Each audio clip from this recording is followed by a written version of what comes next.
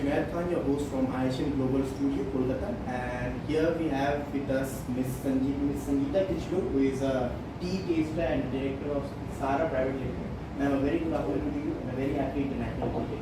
Thank you.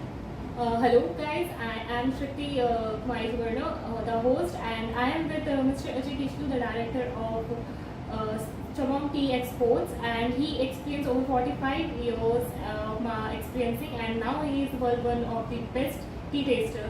Hello sir, and happy International Day. Thank you. Thank you. What do you think about the tea market growth in India? Well, but the main thing is that in India people drink tea, so that's very assuring. Tea is our national beverage. So, and we have a growing young population. The main thing is how we make tea meaningful for the younger population. Because generally speaking, as it is now, it's the elder people who like to drink tea, and the younger people want more interesting forms of tea. So I think the growth of tea in India will depend on tea innovation and making tea more interesting for the younger population. I'd like to ask you sir, what do you think about what is the future of tea in India? I think if it just answers some of that question, we have a tremendous future because we are a tea drinking nation, and we just need a little bit of innovation to put it forward. We've been a little stagnant in terms of per capita growth because it's I think about 700 grams per person, but with the growth of the population, tea consumption is increasing in the country.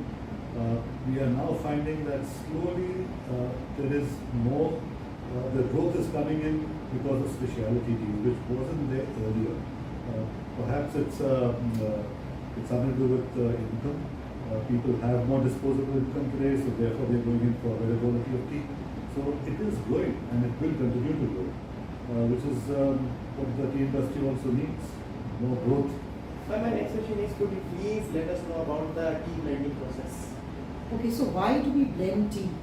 You see, tea is the most complex product. So you have teas of different origins, different seasons, different types of manufacture.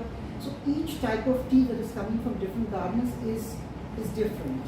Now, why do people blend tea? Now, if you're selling a red label or a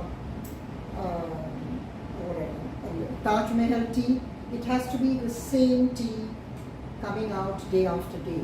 But your inputs are varied. So you have to make a consistent output from varying inputs, both in quality as well as in price. So that is the art of a blender, is how do we put a consistent product on the shelf at a consistent price when the tea market is fluctuating all the time, and the tea quality is fluctuating all the time. You know, it's different on the season and on the garden. So that is basically what blending is all about, and it's a real art. Can I add on that? This is where the tea taster really comes into focus, because what the tea garden makes in the morning is perhaps quite a bit different to what the tea garden will make in the afternoon, because of different type of leaf coming in, different type climatic conditions may change. It may be raining in the morning and not raining in the afternoon. Production pattern changes, quality of tea changes, and this is where the tea taster really comes in handy. So when we are talking of career growth and things in tea and saying, does tea have a good career growth? Yes. There are other forms of career growth in tea, but this is one of the forms of tea taster, which is very, very important to gauging the quality of the tea. Regarding these issues and all, I really like to ask that what are the different stages of problem you are facing by manufacturing of tea? It's getting more and more expensive to make the tea. The tea industry is a very traditional industry, and they don't like too much of change. But we are trying different things. For example, fossil fuels. Coal is a contaminant. There are contaminants in coal. So we try to diversify from coal and go into gas, which was very good. It was a change from the traditional manufacture. We went on to LPG flow.